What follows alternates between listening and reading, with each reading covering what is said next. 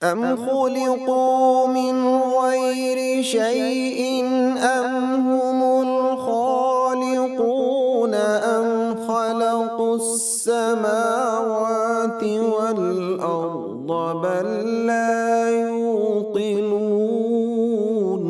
نحمده ونصلي على رسوله الكريم اما بعد فاعوذ باللہ من الشیطان الرجیم بسم اللہ الرحمن الرحیم السلام علیکم ورحمۃ اللہ وبرکاتہ۔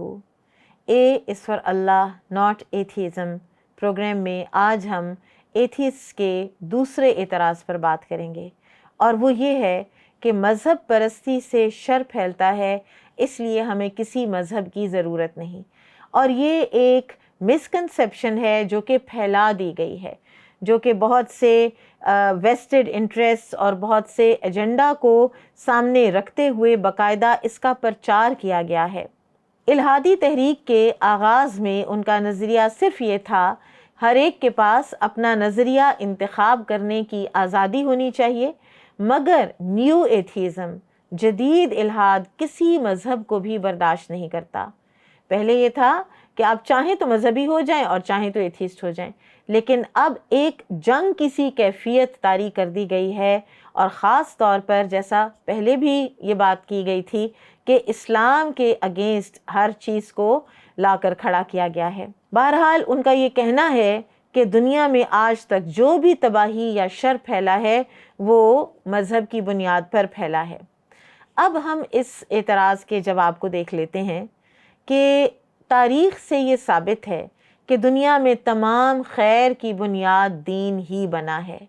مذہبی لوگ ہی سب سے زیادہ خیرات کرتے ہیں، غریبوں کی مدد کرتے ہیں، ہمدردی اور خیرخواہی کا پورا سورس دین ہی ہے۔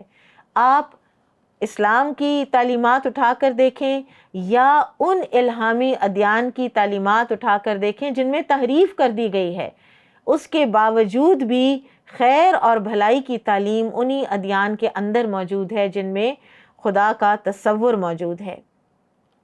تو لہٰذا یہ دعویٰ بالکل بے بنیاد ہے کہ تمام عالمی جنگیں جو ہیں وہ کیا اسلام نے کروائیں یا وہ کسی مذہب نے کروائیں؟ نہیں، بلکہ یہ سب تباہی جو پھیلی اس کی بنیاد لالچ، طاقت اور قدرتی وسائل کو حاصل کرنا تھی، نہ کہ مذہب۔ اب ہم فیکٹس اینڈ فگرز دیکھ لیتے ہیں ناظرین۔ ورلڈ وار 1914 to 1918 4 سال دنیا اس کرب کا، اذیت کا شکار رہی، اور اس کی آئیڈیالوجی کیا تھی؟ نیشنلزم۔ 15 ملین لوگ مارے گئے تھے۔ پھر سوویت کمیونسٹ رجیم جب آئی 1917 to 1939، آئیڈیالوجی تھی اینٹی ریلیجس سائنٹیفک ایتھیزم۔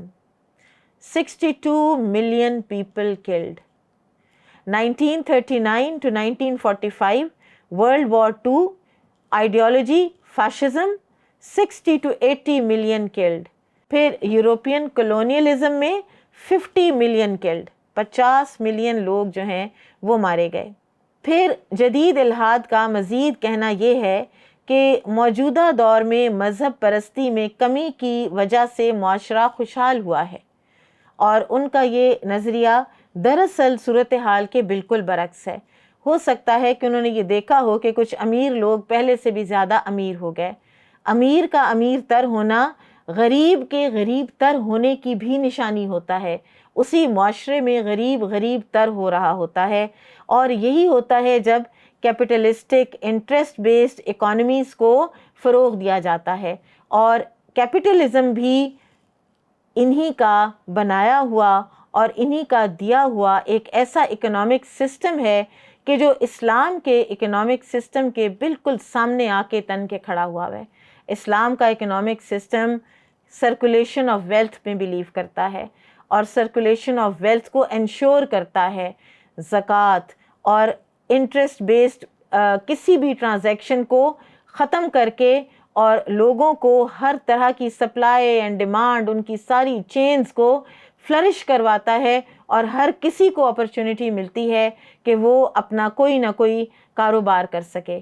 جبکہ سودی جو کاروبار ہیں اور سودی جو سارے نظام ہیں، ان کے اندر امیر امیر تر ہوتا ہے اور غریب غریب تر ہوتا ہے۔